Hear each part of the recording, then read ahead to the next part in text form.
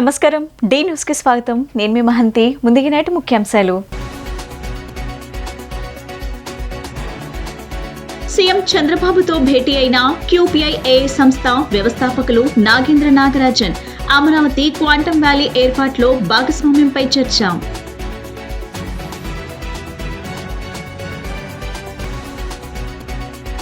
Cyber security రంగం పట్ల ఆసక్తి ఉన్న ఐటీ విద్యార్థులకు శిక్షణ ఇస్తామన్న Andhra Pradesh technology services chairman Mannava Mohan Krishna.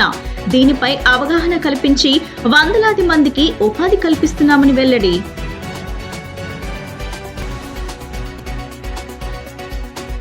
మద్యం కుంభకోణంలో సిట్ పద్ధతి చూస్తే కొండను తవ్వి ఎలుకను పట్టినట్లు ఉందన్న PCC చీఫ్ వైఎస్ షర్మిల. నగదు రూపంలో మద్యం విక్రయాలు జరిపి 90,000 కోట్లు దోచుకున్నారని విమర్శ. అమరావతి క్వాంటమ్ వ్యాలీ ఏర్పాటులో QPIA భాగస్వామ్యం కానుంది. ముఖ్యమంత్రి చంద్రబాబుతో ఆ సంస్థ వ్యవస్థాపకులు నాగేంద్ర నాగరాజన్ భేటీ అయ్యారు. వివిధ రంగాల్లో క్వాంటమ్ కంప్యూటింగ్ సేవలు, రాష్ట్రంలో వివిధ పంటల సాగులో ఖచ్చితత్వం, తెగుళ్లకు సంబంధించిన అంశాలను అంచనా వేసేందుకు క్వాంటమ్ కంప్యూటింగ్ ఉపకరించాలని ముఖ్యమంత్రి ఆకాంక్షించారు. అదే సమయంలో వ్యవసాయ ఉత్పత్తి పెరిగేలా సూచనలు, సలహాలను సకాలంలో ఇవ్వటం ద్వారా రైతుల ఆదాయాలను మెరుగుపడేందుకు ఈ సాంకేతికత దోహదపడాలని సీఎం పేర్కొన్నారు. రాష్ట్ర ప్రభుత్వం ప్రతిష్టాత్మకంగా చేపట్టిన అమరావతి క్వాంటమ్ వ్యాలీలో QPIA భాగస్వామ్యం కానుంది. నేషనల్ క్వాంటమ్ మిషన్ లో భాగంగా దేశంలోనే తొలిసారిగా అమరావతిలో ఏర్పాటు చేస్తున్న క్వాంటమ్ వ్యాలీలో QPIA కూడా భాగస్వామ్యం వహించనుంది. దీనిలో అధునాతన 8 క్యూబిట్ క్వాంటమ్ కంప్యూటర్ ఏర్పాటుకు QPIA సంస్థ ముందుకు వచ్చింది. ఈ అంశంపై ముఖ్యమంత్రి చంద్రబాబు ఆ సంస్థ వ్యవస్థాపకులు నాగేంద్ర నాగరాజన్తో చర్చించారు. ప్రజల ప్రయోజనాల కోసం ఉపకరించే ఆవిష్కరణలు, అలాగే విద్యార్థుల పరిశోధనలకు ఉపయోగపడేలా ఈ కేంద్రాన్ని ఏర్పాటు చేయాలని సీఎం అన్నారు. దీంతో పాటు అమరావతిలో సెంటర్ ఆఫ్ ఎక్సలెన్స్ కేంద్రాన్ని కూడా ఏర్పాటు చేయాలని ముఖ్యమంత్రి QPIAను కోరారు. తద్వారా విద్యార్థులు, పరిశోధకులు, స్టార్టప్లు క్వాంటమ్ అల్గారిథంలో అప్లికేషన్లను రూపొందించుకునేందుకు అవకాశం ఏర్పడుతుందని ముఖ్యమంత్రి అభిప్రాయం వ్యక్తం చేశారు.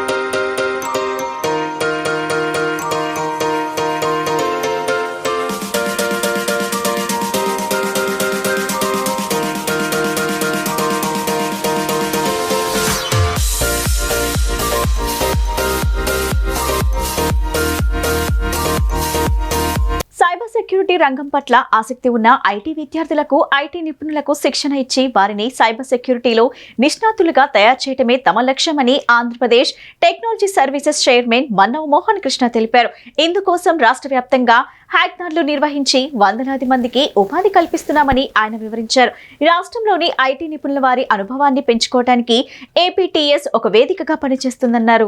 బందర్ రోడ్లోని R&B భవన్లో గల APTS కార్యాలయంలో సైబర్ సెక్యూరిటీలో ఇంటర్న్షిప్ పూర్తి చేసిన 30 మంది విద్యార్థులకు సర్టిఫికేట్లు ప్రదానం జరిగింది. ఈ కార్యక్రమంలో APTS chairman Mannava Mohan Krishna, MD Surya Tej పాల్గొని విద్యార్థులకు సర్టిఫికేట్లను అందజేశారు. అనంతరం ఆయన మాట్లాడుతూ APTS రాష్ట్రంలో డిజిటల్ ట్రాన్స్ఫర్మేషన్ లో కీలక పాత్ర పోషిస్తుందన్నారు. సైబర్ ముప్పుల గురించి ముందుగానే హెచ్చరికలు చేస్తూ రాష్ట్ర ఐటీ ఇన్ఫ్రాస్ట్రక్చర్ సురక్షితంగా ఉంచుతుందని వివరించారు. సైబర్ సెక్యూరిటీ రంగంలో ఆసక్తి ఉన్న వారికి, ఐటీ రంగ నిపుణులకు నైపుణ్యాలను మెరుగుపరిచేందుకు రాష్ట్ర వ్యాప్తంగా హ్యాక్థాన్లు నిర్వహిస్తున్నామని చెప్పారు. ఇటీవల నిర్వహించిన హ్యాకథాన్లో 1952 మంది అభ్యర్థులు దరఖాస్తు చేసుకోగా అందులో 348 మందిని ఎంపిక చేశామని చెప్పారు. వారిలో ప్రతిభావంతులైన 30 మందిని గుర్తించి సైబర్ సెక్యూరిటీ రంగంలో శిక్షణ పొందేందుకు ఎంపిక చేశామన్నారు.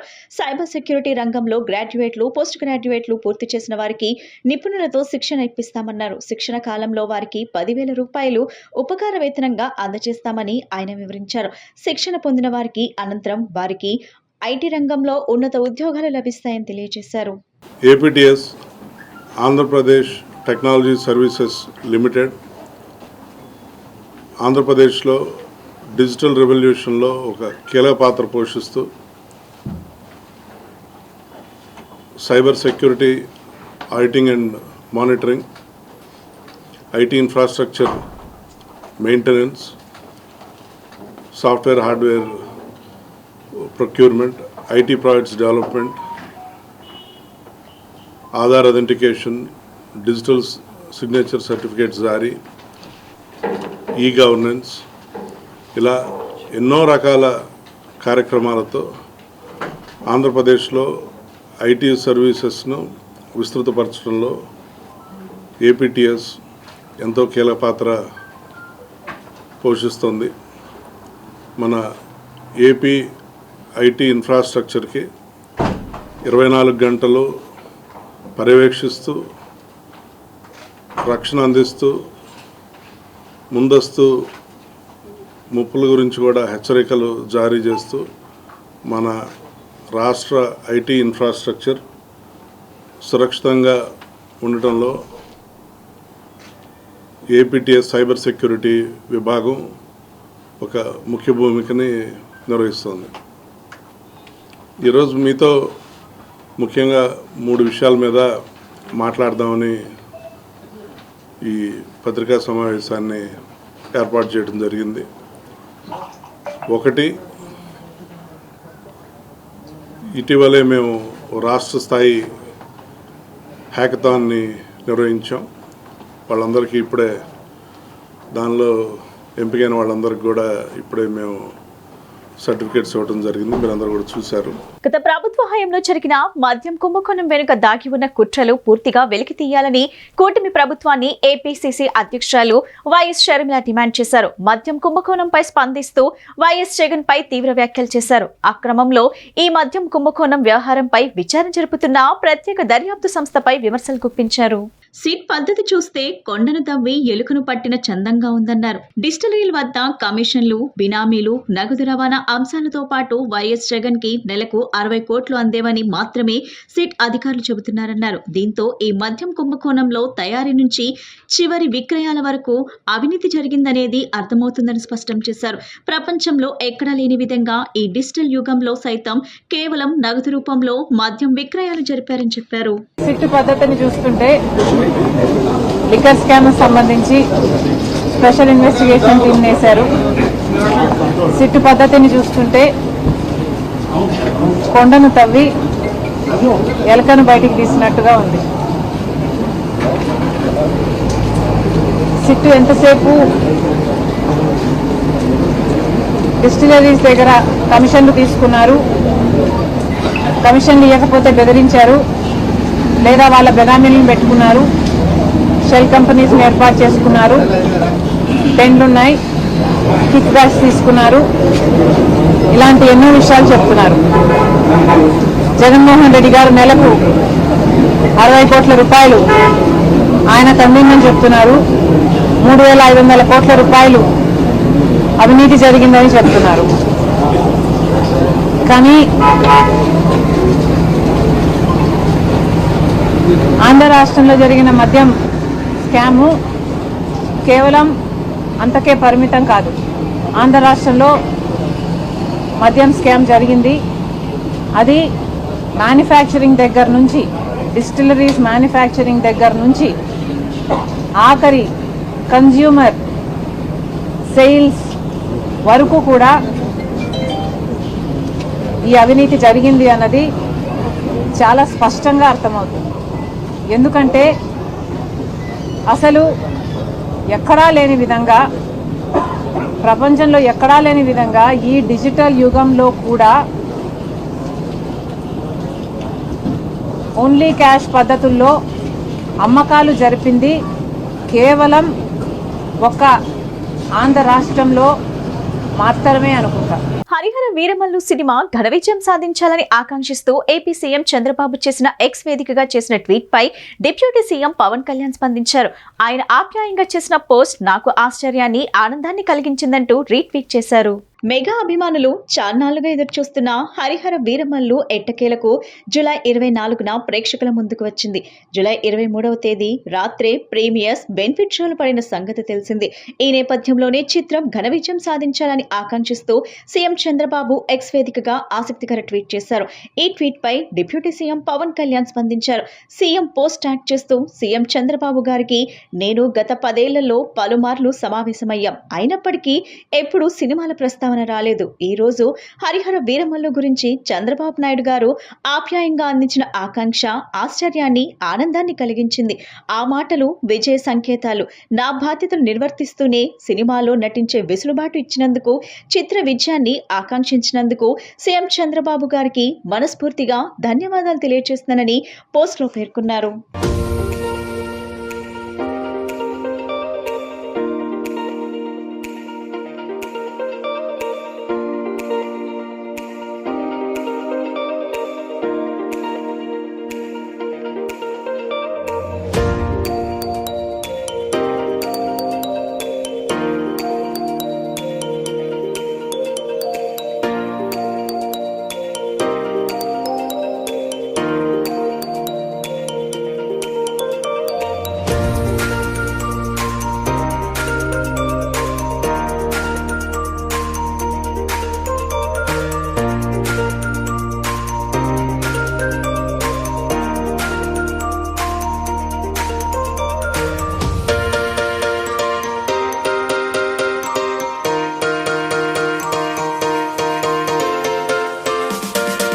సాహిత్యం ద్వారా ఆనాటి సామాజిక రుగ్మతలను ఎత్తిచూపటంతో పాటు వాటి నిర్మూలనకు ప్రజలను చైతన్యం చేసిన మహనీయుడు జాషువా అని పలువురు వైసీపీ నేతలు కొనియాడారు.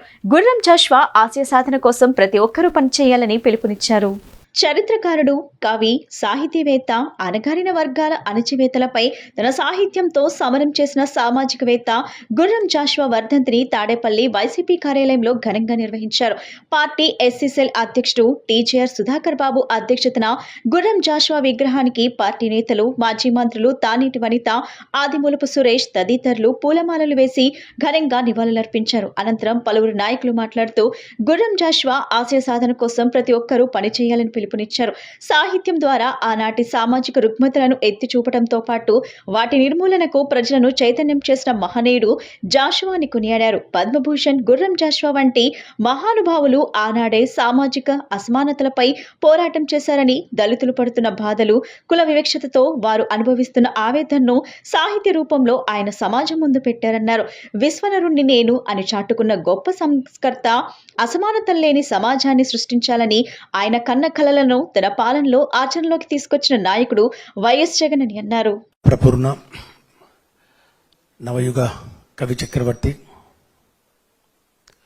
పద్మభూషణ్, కీర్తిశేషులు గుర్రం జాషువా గారి 54వ వర్ధంతి సందర్భంగా వైఎస్ఆర్ కాంగ్రెస్ పార్టీ ఎస్సీ విభాగం అధ్యక్షతన ఈరోజు ఆ వర్ధంతి సందర్భంగా ఆ మహనీయుని స్మరించుకుంటూ ఆయనకు ఘనమైన నివాళులు అర్పించుకుంటూ ఈ కార్యక్రమానికి చేసినటువంటి అందరికీ, ముఖ్యంగా మాజీ మంత్రివర్యులకు, రాష్ట్ర ఎస్సీసీల అధ్యక్షులు సోదరులు సుధాకర్ అన్నగారికి, మరి అట్లాగే లీలాపిరెడ్డి గారికి, శైలజన్న గారికి, ఇతర మరి ఎమ్మెల్సీ గారు అరుణ్ గారికి, అందరికీ కార్యక్రమంలో పాల్పంచుకుంటున్నటువంటి ప్రతి ఒక్కరికి కూడా నమస్కారాలు తెలియజేసుకుంటూ, ఇందాక సుధాకర్ అని చెప్పినట్టు దళిత సాహిత్యంలో ముఖ్యంగా దళితులు పడుతున్నటువంటి బాధలు, కుల వివక్షలో పూర్తిగా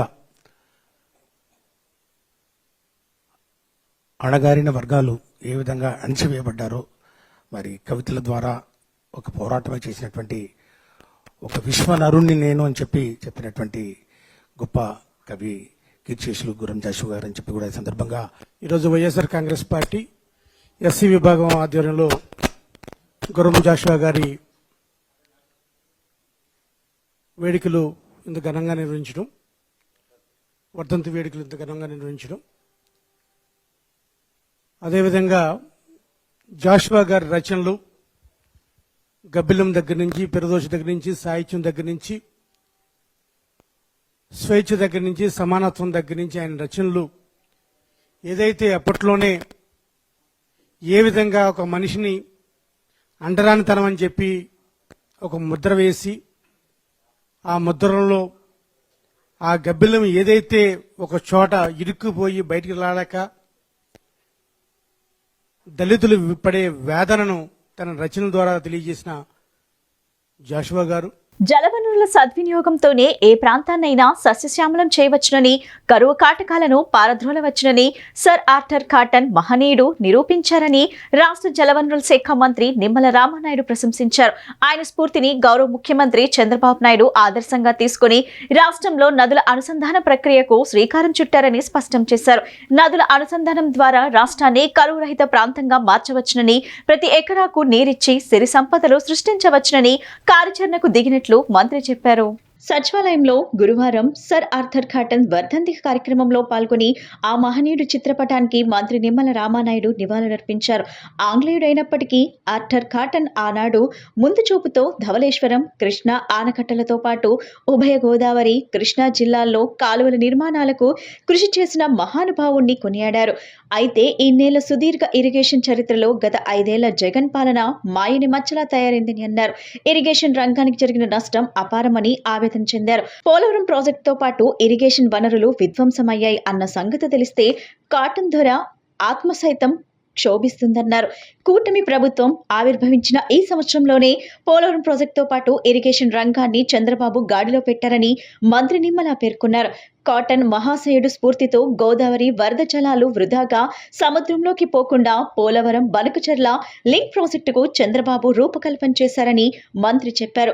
పోలవరం ప్రాజెక్టును పూర్తి చేసి అటు ఉత్తరాంధ్రకు, ఇటు రాయలసీమకు సాగు, తాగునీరు అందించాలని కూటమి ప్రభుత్వం కృత నిశ్చయంతో ఉన్నట్లు చెప్పారు. ఇరిగేషన్ రంగానికి ప్రాధాన్యతనిచ్చే కార్యక్రమంలో భాగంగా రాష్ట్రంలో పంట కాలువలు, మురుగు డ్రైన్ల మెయింటెనెన్స్ పనులకు 700 కోట్లను కేటాయించి సాగునీరు సక్రమంగా అందజేస్తున్నట్లు ఆయన వివరించారు.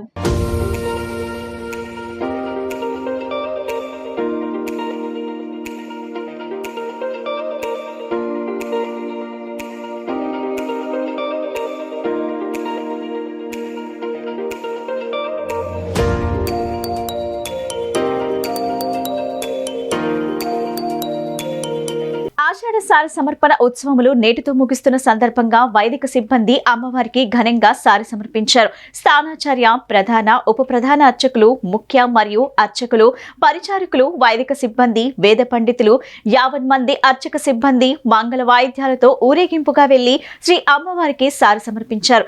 సారితో పాటు అమ్మవారికి కానుకగా 40 గ్రాముల బంగారు హారము కార్యనిర్వహణాధికారి వికే సినా నాయక్ అందజేశారు.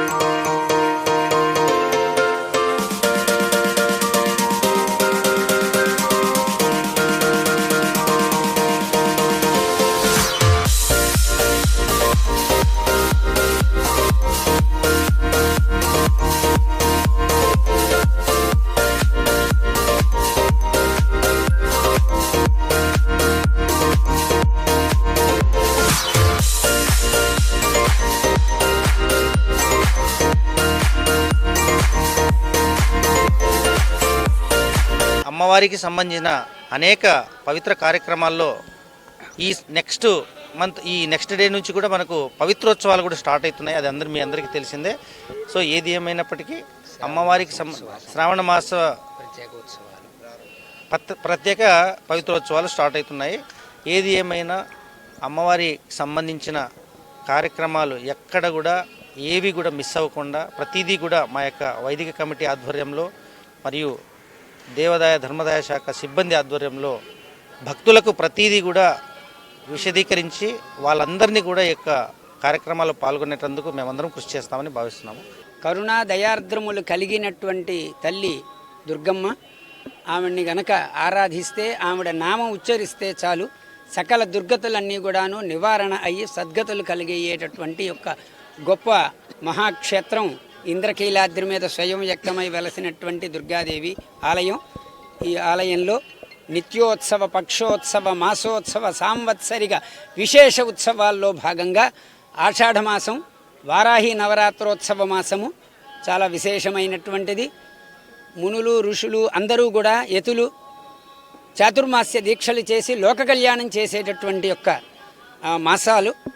అందువల్ల ఈ మాసంలో పవిత్రసారి సమర్పించి అశేష భక్తవాహిని అందరూ కూడాను సకల సౌభాగ్యాలతో వర్ధిల్లాలి అని చెప్పని ఈ ఆషాఢమాసం వారాహి నవరాత్రాలు చేసుకుంటూ మరి ఈ పవిత్రసార కార్యక్రమాన్ని గత 26వ తారీఖున మా కార్యనిర్వహణాధికారి వారి ఆధ్వర్యంలో ప్రారంభం చేయటం జరిగింది. ఈరోజు ఆషాఢ అమావాస్య.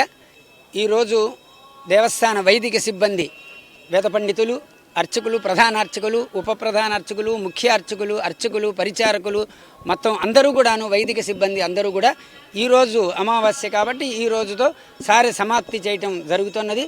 నగర పరిధిలో గల మరుగుదొడ్లను భారతదేశంలోనే ఉత్తమ మరుగుదొడ్లుగా చేయాలని విజయవాడ నగరపాలక సంస్థ కమిషనర్ ధ్యాన్ చంద్ర అన్నారు.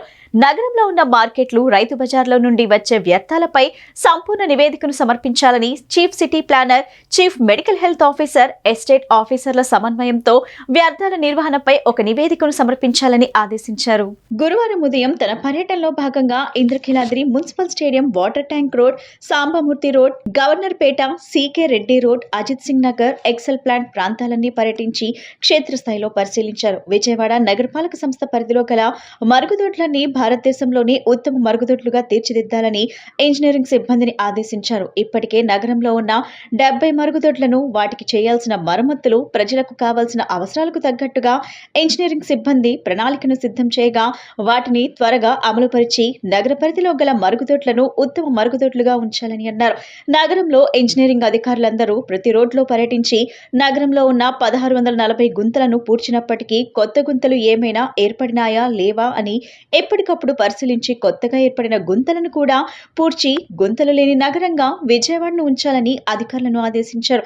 ఈ పర్యటనలో కమిషనర్ సాంబమూర్తి రోడ్లో ప్రమాదంగా ఉన్న గ్రేటింగ్ ను గమనించి త్వరగా మరమ్మతులు చేసి ప్రజలకు ఎటువంటి ఇబ్బంది కలగకుండా గ్రేటింగ్ ను ఉంచాలని అన్నారు. రోడ్లను పరిశుభ్రంగా ఉండవాలని, డివైడర్ దగ్గర నుండి ఫుట్పాత్ వరకు పరిశుభ్రంగా ఉంచాలని పారిశుద్ధ సిబ్బందికి ఆదేశాలు ఇచ్చారు. రోడ్లపైనున్న పాత సామాన్లు, కార్లను ఉంచకుండా రోడ్లు సుందరీకరణలో భాగంగా వాటిని తీసివేయాలని టౌన్ ప్లానింగ్ సిబ్బందిని ఆదేశించారు. బ్రిడ్జ్లపైన ఉన్న మెష్లపై పిచ్చి మొక్కలు మొలవకుండా ప్రజారోగ్యం, ఉద్యానవన శాఖలు ఎప్పటికప్పుడు పరిశీలిస్తుండాలని ఆదేశించారు.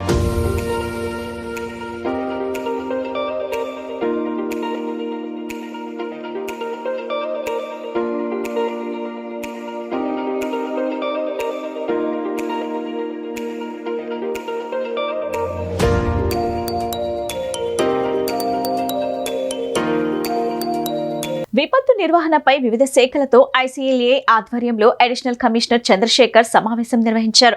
విపత్తు రాకుండా ఎటువంటి చర్యలు తీసుకోవాలని అధికారులతో చర్చించారు. విపత్తు ఎలా వచ్చినా విజయవాడ నగరపాలక సంస్థ పరిధిలో పునరావాస కేంద్రాలు ఎక్కడున్నాయి, ఎవరిని సంప్రదించాలి, వారికి సహాయానికి వచ్చే బృందాల నెంబర్లు, అన్ని విషయాలు విపత్తు సంభవించే ప్రాంతాలకు తెలియపరచాలని అధికారులకు సూచించారు.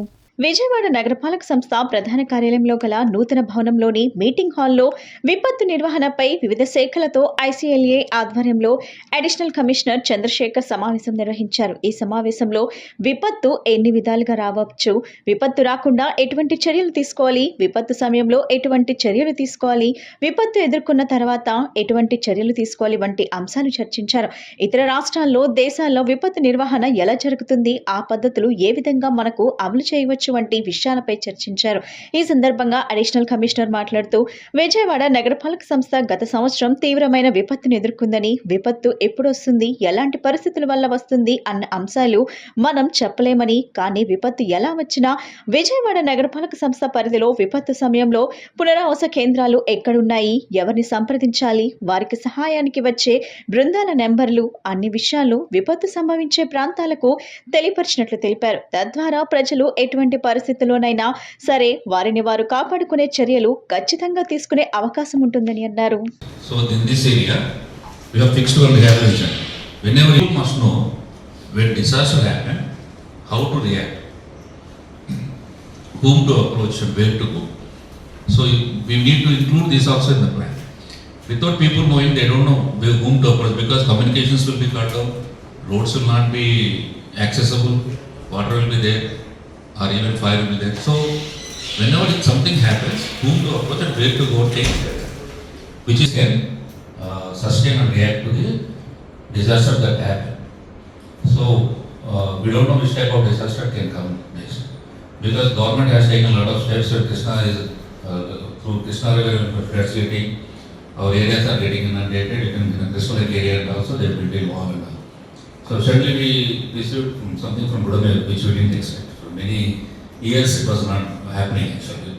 So disaster will not tell us from where it will come, but our team should be prepared, our employees should be trained properly, our people should be aware, and we will have some basic plan where we can save lives initially, then our assets are. So that should be our priority. రాష్ట్ర ప్రభుత్వం ప్రత్యేక దృష్టితో పాఠశాలలో నాణ్యమైన విద్యతో పాటు మౌలిక వసతులు, మధ్యాహ్న భోజన పరంగా మెరుగైన మార్పులు చేయడంతో ప్రవేశాలు పెరిగాయని, వీటిని సద్వినియోగం చేసుకుని కెరీర్ పరంగా నిర్దేశించుకున్న లక్ష్యాల సాధనకు బంగారు బాటలు వేసుకోవాలని జిల్లా కలెక్టర్ డాక్టర్ జి లక్ష్మీషా విద్యార్థులకు సూచించారు. విజయవాడ కృష్ణలంకలోని అమరజీవి పొట్టి శ్రీరాములు నగరపాలక సంస్థ ఉన్నత పాఠశాలను కలెక్టర్ లక్ష్మీషా మధ్యాహ్న భోజన సమయంలో ఆకస్మిక తనిఖీ చేశారు. మెనూ ప్రకారం ఆహారాన్ని అందిస్తున్నారా లేదా, ఆహారం నాణ్యత ఎలా ఉంది వంటి విషయాలను పరిశీలించారు. చిన్నారులతో మాట్లాడి భోజనం ఎలా ఉందో అడిగి తెలుసుకున్నారు. పాఠశాలలో 370 మంది విద్యార్థులుండగా అందరూ పాఠశాలలోనే మధ్యాహ్న భోజనం చేస్తున్నట్లు తెలుసుకుని ఆనందం వ్యక్తం చేశారు. సన్నబియ్యంతో పోషక విలువలతో కూడిన భోజనం చాలా బాగుంటుందని, తామంతా ఇక్కడే తింటున్నామని చిన్నారులు చెప్పారు. విద్యార్థులతో ముచ్చటిస్తూ కెరీర్ పరంగా నిర్దేశించుకున్న లక్ష్యాలు ఏమిటో అడిగి తెలుసుకున్నారు. బాగా చదవటంతో పాటు సరైన ప్రవర్తన కూడా ముఖ్యమని, ఇవి రెండు ఉన్నప్పుడే జీవితంలో ఉన్నతంగా ఎదగటానికి అవకాశం ఉంటుందన్నారు. ఈ సందర్భంగా కలెక్టర్ లక్ష్మీషా మాట్లాడుతూ పాఠశాల వ్యవస్థ బాగా మెరుగుపడిందని, పిల్లలు తల్లిదండ్రుల్లో విశ్వాసం పెరిగిందన్నారు. చిన్నారులను అన్ని విధాలా సరైన దారిలో నడిపించే లక్ష్యంతో ఇటీవల రాష్ట్ర ప్రభుత్వం మెగా పీటీఎం నిర్వహించిందని, ఇందులో భాగంగా నిర్వహించిన గ్రీన్ పాస్పోర్ట్, తల్లికి వందనం వంటి వినూత్న కార్యక్రమాలు కూడా విజయవంతమయ్యాయన్నారు. చిన్నప్పటి నుంచే విలువలు పెంపొందించేందుకు ఇలాంటి కార్యక్రమాలు ఉపయోగపడతాయన్నారు. విద్యార్థులు సరైన దిశగా వెళ్లేలా ప్రోత్సహించడం జరుగుతుందని, మాదక ద్రవ్యాల దుష్పరిణామాలు, సైబర్ నేరాలపైన అవగాహన కల్పించడం జరుగుతుందన్నారు. జిల్లాల్లోని అన్ని పాఠశాలల్లో కెరీర్ కౌన్సిలింగ్ తరగతులు నిర్వహించేందుకు చొరవ తీసుకోవడం జరుగుతుందని కలెక్టర్ లక్ష్మీషా తెలిపారు. విద్యుత్ స్మార్ట్ మీటర్స్ పెట్టొద్దు, ట్రూఅప్ ఛార్జీలు వెంటనే రద్దు చేయాలని విద్యుత్ భారాల వ్యతిరేక ప్రజా సంఘాల ఐక్యవేదిక డిమాండ్ చేసింది. విద్యుత్ స్మార్ట్ మీటర్స్ వల్ల పేద ప్రజలకు నష్టం వాటిల్లుతుందని, తక్షణమే ఏపీ ప్రభుత్వం ఈ స్మార్ట్ మీటర్లు పేద ప్రజలకు తగిలించే విధానాన్ని వెనుకకు తీసుకోవాలని డిమాండ్ చేసింది. విద్యుత్ స్మార్ట్ మీటర్స్ పెట్టొద్దు, ట్రూఅప్ ఛార్జీలు రద్దు చేయాలని విద్యుత్ భారాల వ్యతిరేక ప్రజా సంఘాల ఐక్యవేదిక ఆధ్వర్యంలో విజయవాడలోని బాలోత్సవ్ భవన్లో రౌండ్ టేబుల్ సమావేశం జరిగింది. ఈ సందర్భంగా ప్రజా సంఘాలు మాట్లాడుతూ యువగలం పాదయాత్రలో మంత్రి లోకేష్ స్మార్ట్ మీటర్స్ ని పగలగొట్టండి అన్నారని, ఇప్పుడు అవే స్మార్ట్ మీటర్స్ పగలగొడుతున్న వారిపై కేసులు పెడుతున్నారన్నారు. సీఎం చంద్రబాబు ఇంట్లో, డిప్యూటీ సీఎం పవన్ ఇంట్లో, వారి కార్యాలయంలో గాని, వారి నాయకుల ఇళ్లలో గాని ఈ స్మార్ట్ మీటర్స్ పెట్టించారా అని ప్రశ్నించారు. కేవలం పేదవాడిపై భారం మోపడానికే ఈ స్మార్ట్ మీటర్స్ పడినదన్నారు. ఆదానిని ప్రపంచ ధనవంతుని చేయాలనే ఇటువంటి నిర్ణయాలు తీసుకున్నారన్నారు. వెంటనే స్మార్ట్ మీటర్స్ ని రద్దు చేయాలని, లేదంటే ప్రజల్లో మీకు బుద్ధి చెప్తారని ధ్వజమెత్తారు. పశ్చిమ బెంగాల్, మహారాష్ట్ర వంటి రాష్ట్రాల్లో స్మార్ట్ మీటర్లను వ్యతిరేకిస్తూ ప్రజలు ఉద్యమాలు చేస్తున్నారని, ఆ ప్రభుత్వాలు స్మార్ట్ మీటర్లను వెనక్కు తీసుకునే ఆలోచన చేస్తున్నాయన్నారు. వెంటనే ఏపీ ప్రభుత్వం ఈ స్మార్ట్ మీటర్స్ లో పేద ప్రజలకు తగిలించే విధానాన్ని వెనుకకు తీసుకోవాలని డిమాండ్ చేస్తున్నామన్నారు. బీజేపీ ప్రభుత్వం విద్యుత్ సంస్కరణల పేరుతోటి ప్రజలపైన భారాలు మోపేటటువంటి దానికి చేసినటువంటి చర్యలో భాగమే విద్యుత్ సంస్కరణల పేరుతోటి వాడుకున్నటువంటి ఈ ప్రస్తుతం వాడేటటువంటి విద్యుత్ వినియోగానికి మించి, అంటే ఎప్పుడో ఏనాడో వాడుకున్నటువంటి దానికి కూడా ఈ రోజున విద్యుత్ ఛార్జీలు కట్టేటటువంటి పరిస్థితి ఈ రోజున ప్రభుత్వాలు అనుసరిస్తున్నాయి. గత ఎన్నికల సందర్భంగా కూటమి నాయకులు చంద్రబాబు నాయుడు గారు చెప్పారు, ఎన్నికల్లో రాబోయేటటువంటి కాలంలో విద్యుత్ ఛార్జీలు పెంచకపోకుండా ఉన్నటువంటి విద్యుత్ ఛార్జీలను కూడా తగ్గిస్తామని చెప్పారు. కానీ ఈ రోజున ఏం జరుగుతూ ఉన్నది? విద్యుత్ ఛార్జీలు ఇప్పటి ముప్పడై ప్రజలపైన భారాలు పడి కట్టలేనటువంటి పరిస్థితి. విద్యుత్ సర్దుబాటు ఛార్జీలు ఒక పక్కన, ఈ రోజున స్మార్ట్ మీటర్లు బిగించేటటువంటి విధానం ఒక పక్కన. ఆనాడు ఎన్నికల ముందు లోకేష్ చెప్పాడు, స్మార్ట్ మీటర్లు ఏమన్నా పెడితే దాన్ని పగలగొట్టమని చెప్పి. ఈ రోజున రాష్ట్రంలో, జిల్లాలో, విజయవాడ నగరంలో ప్రజల్ని పీడిస్తున్న ప్రధాన సమస్య విద్యుత్ ఛార్జీల సమస్య. ఈ విద్యుత్ ఛార్జీలు పెనుభారం అయిపోయినాయి. విద్యుత్ వినియోగించిన దానికంటే 5-6 రెట్లు బిల్లు వస్తుంది. ఈ బిల్లుని గతంలో వైసీపీ ప్రభుత్వం ఈ విధానం తీసుకొచ్చింది. దాని కారణం కేంద్రంలో ఉన్న బీజేపీ, మోడీ ఇచ్చిన గైడెన్స్ ఆధారంగా నేను చేశానని జగన్మోహన్ రెడ్డి గారు చెప్పారు. ఆ రీత్యా ప్రజలు ఇబ్బంది పడుతున్నారని చెప్పనేది తెలుగుదేశం పార్టీ ఆ సందర్భంలో అసెంబ్లీలో బయట చెప్పి జగన్మోహన్ రెడ్డిని విమర్శించింది. కానీ తెలుగుదేశం పార్టీ కూడా మోడీ గారు పెట్టిన బిల్లును బలపరిచింది. అది మరుగున పెట్టి ఇక్కడ అసెంబ్లీలో మాట్లాడారు. ఇండో అమెరికన్ స్వేచ్ఛ వాణిజ్య ఒప్పందాల కారణంగా పాల, పౌల్ట్రీ, పామాయిల్, మామిడి, పప్పు ధాన్యాల సాగు చేసే రైతులు తీవ్రంగా నష్టపోయే పరిస్థితి ఉందని ఆంధ్రప్రదేశ్ రైతు సంఘం రాష్ట్ర ప్రధాన కార్యదర్శి కేవీవీ ప్రసాద్ అన్నారు. ఈ ఒప్పందానికి వ్యతిరేకంగా ఆగస్టు 13 రాష్ట్ర వ్యాప్త నిరసనలకు పిలుస్తున్నట్లు పేర్కొన్నారు. అభివృద్ధి పేరుతో కార్పొరేటర్లకు కారుచౌకగా ప్రభుత్వ భూములను కేటాయించడాన్ని నిరసిస్తున్నామన్నారు. ఇండో అమెరికన్ స్వేచ్ఛ వాణిజ్య ఒప్పందానికి నిరసనగా ఆగస్టు 13న జరిగే రాష్ట్ర వ్యాప్త నిరసన కార్యక్రమాల్లో రైతులు పాల్గొనాలని ఆంధ్రప్రదేశ్ రైతు సంఘం రాష్ట్ర ప్రధాన కార్యదర్శి కేవీవీ ప్రసాద్ పిలుపునిచ్చారు. విజయవాడలోని దాసరి భవన్లో జరిగిన విలేకరుల సమావేశంలో ఆయన మాట్లాడుతూ, ఈ ఒప్పందాల వల్ల పాల, పౌల్ట్రీ, పామాయిల్, మామిడి, పప్పు ధాన్యాల సాగు చేసే రైతులు తీవ్రంగా నష్టపోతారని ఆయన తెలిపారు. ఇప్పటికే దిగుమతి సుంకాలను తగ్గించడంతో పలు పంటల ధరలు పడిపోవడంతో రైతుల ఆదాయం తగ్గిందన్నారు. రాష్ట్రంలో అభివృద్ధి పేరుతో కార్పొరేటర్లకు భూములు కట్టబెట్టేందుకు ల్యాండ్ బ్యాంకులను ఏర్పాటు చేయడాన్ని రైతు సంఘం ఖండిస్తుందని తెలిపారు. నెల్లూరు జిల్లా కరేడు గ్రామంలో ఇండోసల్ ప్రాజెక్టుకు జరుగుతున్న భూసేకరణను తక్షణం ఆపాలని డిమాండ్ చేశారు. పోలవరం, బనకచర్ల ప్రాజెక్టు నిర్మాణాన్ని నిలిపివేసి ఇప్పటికే పెండింగ్ లో ఉన్న ప్రాజెక్టులకు నిధులు కేటాయించి పూర్తి చేయాలని కోరారు. రాష్ట్రంలోని 450 పైగా లిఫ్ట్ ఇరిగేషన్ పథకాలను పునరుద్ధరించి సాగులోకి తేవాలన్నారు. ఈ సమావేశంలో కౌలు రైతు సంఘాల రాష్ట్ర ప్రధాన కార్యదర్శి పి జములయ్య, రైతు సంఘం రాష్ట్ర ఉపాధ్యక్షుడు మల్నీడు ఎల్లమందరావు పాల్గొన్నారు. గత 20, 21, 22 తేదీల్లో ఢిల్లీలో 20వ తేదీ సంయుక్త కిసాన్ మోర్చా సమావేశం ఢిల్లీలో జరిగింది. అదేవిధంగా 21, 22 తేదీల్లో అఖిల భారత కిసాన్ సభ జాతీయ సమితి సమావేశాలు 2 రోజుల పాటు ఢిల్లీ అజయభవన్లో జరిగాయి. ఈ సమావేశాల నేపథ్యంలో జరిగినటువంటి చర్చలు, తీసుకున్నటువంటి కార్యక్రమం, భవిష్యత్తు కార్యాచరణ వీటన్నిటిని కూడా మీ ముందు ఉంచాలని ఈరోజు ఈ సమావేశం నిర్వహించడం జరుగుతుంది. ఈ సమావేశంలో నాతో పాటు మన కౌలు రైతుల సంఘం రాష్ట్ర ప్రధాన కార్యదర్శి పి జమలయ్య గారు, రైతు సంఘం ఉపాధ్యక్షులు మల్నేడు యలమందరావు గారు పాల్గొంటా ఉన్నారు. మిత్రులారా, ఇవాళ అమెరికా మన దేశం పట్ల అనుసరిస్తున్నటువంటి విధానాలు ట్రంప్ అధికారంలోకి వచ్చిన తర్వాత పూర్తిగా భారతదేశం ఇతర అభివృద్ధి చెందుతున్నటువంటి దేశాల మీద, ముఖ్యంగా ఆసియా దేశాల మీద ఒక రకంగా పెద్ద కుట్ర చేస్తూ ఉన్నాడు. ఈ దేశాల మీద ఎవరైతే అమెరికాకి తలొగ్గేటువంటి పద్ధతుల్లో లేకపోతే వారందరి మీద సుంకాలు వేస్తామని బెదిరింపులు చేస్తూ ఒక రకంగా బ్లాక్మెయిల్ ధోరణికి పూనుకుంటా ఉన్నాడు. ఈ నేపథ్యంలో మన ఇండో అమెరికన్ స్వేచ్ఛ వాణిజ్య ఒప్పందం భారతదేశం చేసుకోవాలని ఒత్తిడి జరుగుతూ ఉంది. ఇదే జరిగితే మరి ప్రభుత్వం కూడా కొంత సిద్ధమవుతున్నట్టు వార్తలు వస్తూ ఉన్నాయి. ఇదే జరిగితే భారతదేశ వ్యవసాయ రంగం మీద తీవ్రమైనటువంటి ప్రభావం పడి వ్యవసాయ రంగం మరింత కొనారిల్లిపోయేటువంటి పరిస్థితి ఉంది. వార్తలు ముగించే ముందు ముఖ్యాంశాలు మరోసారి.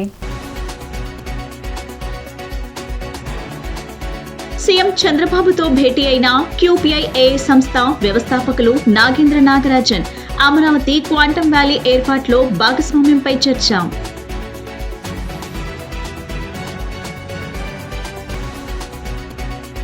సైబర్ సెక్యూరిటీ రంగం పట్ల ఆసక్తి ఉన్న ఐటీ విద్యార్థులకు శిక్షణ ఇస్తామన్న Andhra Pradesh technology services chairman Mannava Mohan Krishna. దీనిపై అవగాహన కల్పించి వందలాది మందికి ఉపాధి కల్పిస్తున్నామని వెల్లడి.